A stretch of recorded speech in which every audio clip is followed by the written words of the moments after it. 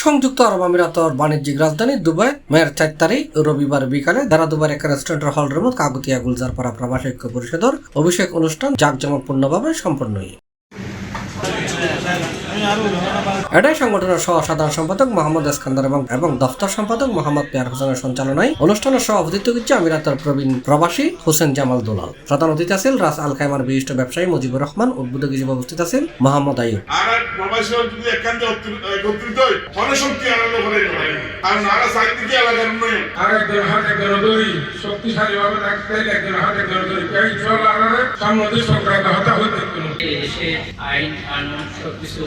Expect করতে হবে যদি রাইস লোগো অনুযায়ী সবাইকে থাকতে হবে।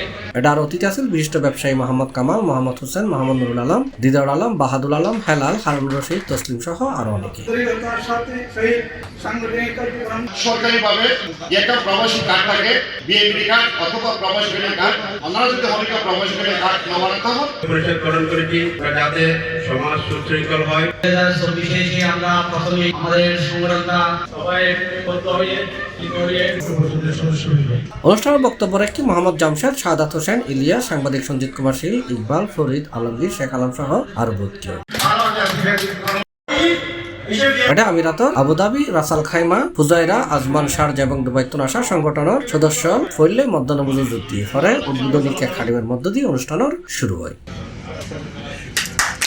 এটার উপস্থিত আছেন রাশেদ, মুর্শেদ, আরশাদ, হাসান, জিসান, আলম সহ আরো অনেকে।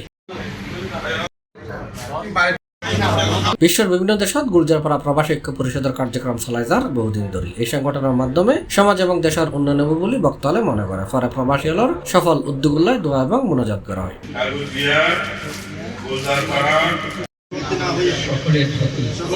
C+ TV, Chittagong.